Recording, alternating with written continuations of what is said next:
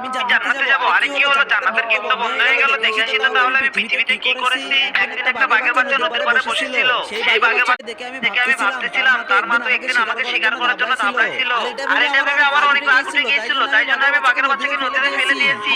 আর এটার কারণে হয়তো আল্লাহ তাআলা আমাকে জান্নাতে যেতে দিল না, আমাকে হয়তো জাহান্নামে যেতে হবে। কি আর করার, আমি তো পাপ করে ফেলেছি, জাহান্নামে চলে যাই। আর আমি তো পৃথিবীতে অনেক পাপ করেছি, জাহান্নামে চলে যাই। আরে কি হলো, জাহান্নামে গেট তো বন্ধ হয়ে গেল। তাহলে আমি দেখে আসি তো আমি পৃথিবীতে কি করেছি। একদিন একটা হরিণ মাঠের ভিতরে ঘাস খাচ্ছিল, তাকে আমি শিকার করার জন্য চলে আসি। কিন্তু তার মাসুম চেহারা দেখে তাকে আর আমি খাইতে পারি নাই। তারপরে হরিণের বাচ্চাকে আমি অনেক শখ করতে থাকি। তখনই দুইটা সিংহ হরিণকে শিকার করার জন্য ছুটে আসে।